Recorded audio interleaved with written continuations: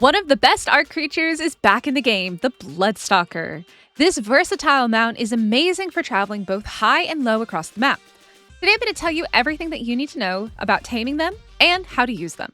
So hit the like button, subscribe if you're new here, and let's dive into it. Bloodstalkers spawn in the bog biome, and they're usually found hanging from the limbs of the very large trees in the green area on the center right side of the map. I'm using Dino Finder in order to show you where these are, so if you are struggling to find them, this is a really good mod that you can use. You're also going to need a few different items in order to tame them. The most important one is going to be blood packs. Basically, the taming method for a Bloodstalker is that once you find one, it'll grab you and it'll start sucking your blood. And unfortunately, you usually won't have enough health in order to survive this, especially if it's a high-level Bloodstalker. If you have blood packs in your inventory, it will actually take from the blood packs before it takes from your health. But how do you get blood packs on Genesis? Well, there's technically 3 different ways in Arc to get blood packs. The first 2 are really the only ones that are going to be useful on Genesis currently. The first one is the early game blood extraction syringe. This item can be crafted relatively early in Arc, and it's going to be the slower method, probably the slowest out of all of them. You're either going to have to use it on yourself or use it on a friend. The second way is with the medical stand. This is an item that came with Lost Colony, and it's really useful because you can just attach one of your own personal dinos to it.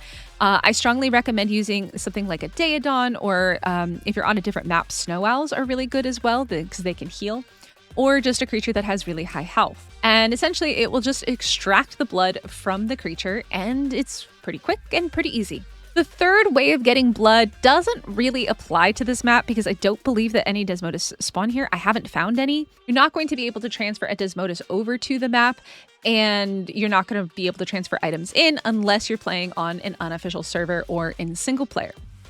The Desmodus can collect blood packs by killing creatures, but like I said, this isn't really the most feasible option because they don't spawn on the map that I've seen, and you can't transfer stuff in and out currently because the map just came out. So how many blood packs are you going to need? The higher the level, the more blood you're going to need. What I have found is around for like a high level, around 140 to 150, it's going to take about 300 blood packs.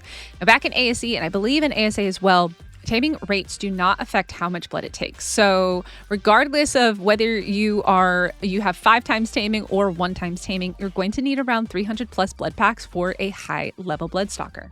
Now, let's talk about the second thing that you are going to need for this tame, and that is a creature, like a dodo, a Moschops, or a parasaur. It has to be small enough for them to be able to pick up. These are used to increase the taming effectiveness. If you just allow the Bloodstalker to grab yourself, it's actually not going to give it 100% taming effectiveness, similar to how the Desmodus works. It is based on the HP, so the weaker the dino, the more of them you're going to need. So if you use dodos, you're going to need a lot more dodos. What I have found with high-level parasaurs is that I need around 5 of them. Currently, my experience in the game is that it will not show you the taming effectiveness even after you get grabbed, or even the taming progress when you get grabbed. So the current situation is you can't actually keep track of it. But my recommendation, my personal recommendation, what I found worked for me back in ASE and is working for me now in ASA, is about 5 to 6 baby parasaurs because they have lower health and they die quicker, so you can feed it a lot faster. Now, what are we talking about when it comes to recommended items? There's a few different things that I recommend. The bog biome is a place where you can run into swarms of bugs, and one thing that I recommend is bug spray. If the swarm of bugs does aggro to you while you are grabbed by the Bloodstalker and it hits the Bloodstalker, it will ruin the tame. Another item that I recommend is a parachute. So if you get grabbed and dropped, because sometimes the way that they work is that if you are too far away of it, it can grab you, but it'll drop you really quickly. And so a parachute is really good because if you fall and you don't have one, you're probably going to die of fall damage. Now, back in ASE, after you finish taming a Bloodstalker, it would actually drop you, no matter what, even if you tamed it. But in ASA, they've actually made a really nice change, and after it tames you, it actually will allow you to mount it automatically. You basically just go straight onto it, and so therefore, you won't need it if you successfully tame it. But if it does drop you at any point, or if you struggle to get free, or if something happens, you will need a parachute. The third item that I recommend is a weapon. I recommend either a long neck, a sniper rifle, a crossbow, or something like that in order to kill the low-level wild ones. Back in ASE, you were able to use a crossbow to get them to drop off of trees. However, in ASA, I've attempted this and it doesn't seem to work. So whether you use a crossbow, a rifle, or a sniper rifle or something like that, you can use that to shoot and kill the low-level ones on the tree, so that way they don't interrupt your taming if you've got a high-level one nearby. And then the last item that I currently recommend is a grappling hook, and that is simply because what I've noticed in ASA, the Bloodstalkers tend to live pretty high up in the trees. Depending on where it is and where you find it, you may not need to grapple up to it. However, my experience, the ones that I have found, they seem to be quite high in the trees. So if you don't already have a Bloodstalker or a way to get up to it, whether climbing hooks or anything like that, you're going to need a grappling hook. And I do also recommend ghillie just to protect yourself from other wild creatures aggroing to you. Now, once you've found the Bloodstalker that you want to tame, make sure, like I said, the nearby area is clear of wild creatures on the ground or any nearby Bloodstalkers hiding in the trees. If they grab you, it's going to make it really complicated. So making sure that the low-level ones that you don't want to tame are gone is going to make your taming process so much easier, especially when you go to throw out your babies or your creatures that you're using to increase your taming effectiveness. You don't want them to get grabbed by ones that you're not trying to tame, right? Because you probably aren't running around with 100 babies in your inventory, at least not early days. Now, again, I recommend using baby dinos for this because they aren't full health and they're going to die faster. Dying faster doesn't affect the taming effectiveness. It is just killing the creature itself that increases it. You can also use adult creatures. It's not going to cause much of an issue. Just make sure that they're on passive so they don't attack the Bloodstalker. And as I said, the higher the base health of the creature, the more effectiveness it's going to give. And back in ASE, a Parasaur, like a high-level Parasaur, gave around 15 to 20% taming effectiveness. I'm using around 5 or 6 per run on these just to be safe because, like I said, it's kind of bugged for me and I can't actually see the taming effectiveness or the progress.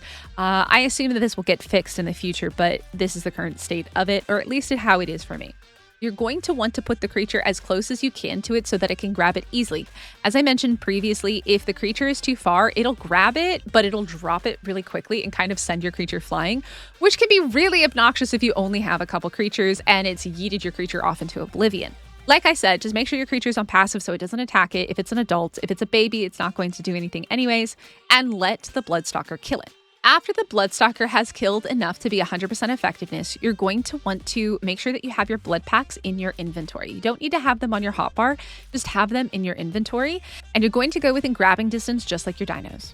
It's automatically going to take the blood packs from your inventory when it grabs you and reels you in, and the taming is going to begin.